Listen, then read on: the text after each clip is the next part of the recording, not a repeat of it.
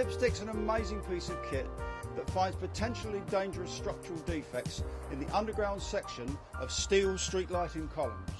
Before you use it, it's essential to make a few quick checks. First of all, obviously, check the column's not falling over or causing you any other danger. Secondly, check there's no traffic danger to you while you're carrying out the work. And finally, make sure the exposed conductive part of the column is not energised from an internal electrical fault. It's not unknown, and use something like a volt stick. This one's safe, so we can go ahead and take off the door and start work. Have a good look inside. Does any of the wiring appear dangerous? You are looking for exposed conductors, burning, damage, infestation or growth.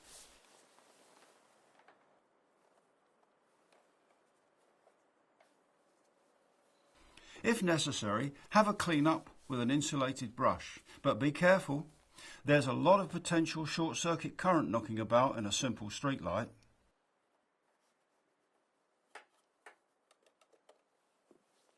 Now you can get to work with the amazing dipstick. Hang it on the bottom of the access hole and fasten the loop round the outside of the column. These clever connections provide a good contact but will release if the instrument is accidentally pulled. Now connect the probe. All this takes a matter of seconds.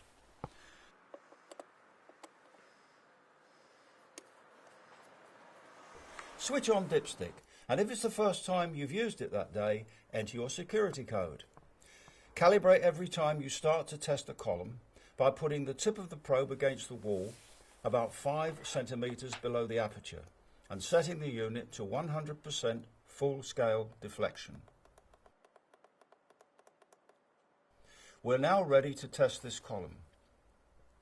Move the probe down the middle of the column and watch for a reduction on the meter.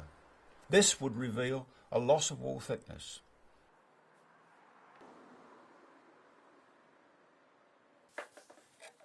If there's room, a more thorough test would result from moving the tip down the wall of each of the 4 quadrants.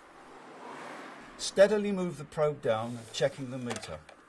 A drop to about 0 will be observed as the probe passes the cable entry hole, and then an increase back to 100% when the hole is passed.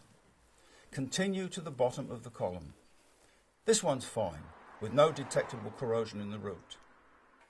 The same cannot be said of this demonstration one. The dipstick probe detects a serious loss of wall thickness caused by corrosion. This would represent a very unsafe column that should be removed quickly.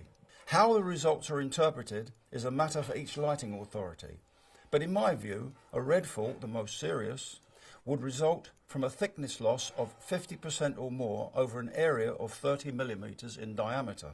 A fault is more sinister if it's near ground level, where a smaller area of fault may be considered a red defect. You'll become more confident as you use the dipstick and columns are removed for replacement, enabling you to visually confirm the extent of the defect.